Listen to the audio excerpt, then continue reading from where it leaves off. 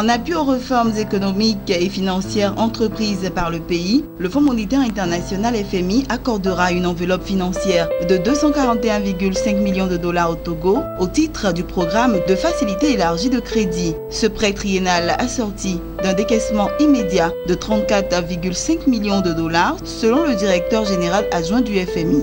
Le reliquat du financement sera échelonné sur les 3 prochaines années en fonction des progrès dans la mise en œuvre des réformes économiques recommandées par l'institution financière. À l'horizon 2021, le FMI indique que le PIB du pays devrait progresser de 5,6%.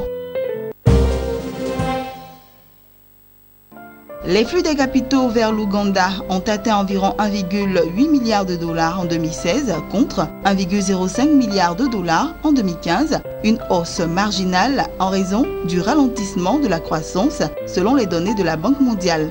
Bien que cette progression reste assez faible, elle va à contre-courant de la tendance mondiale. À l'échelle mondiale, la Banque mondiale a déclaré récemment à Washington DC que les envois de fonds vers l'Afrique subsaharienne ont diminué d'environ 6,1% pour s'établir à 33 milliards de dollars en 2016. Cela s'explique principalement par la lenteur de la croissance économique dans les pays d'accueil des travailleurs migrants, la baisse des prix des produits de base, en particulier le pétrole.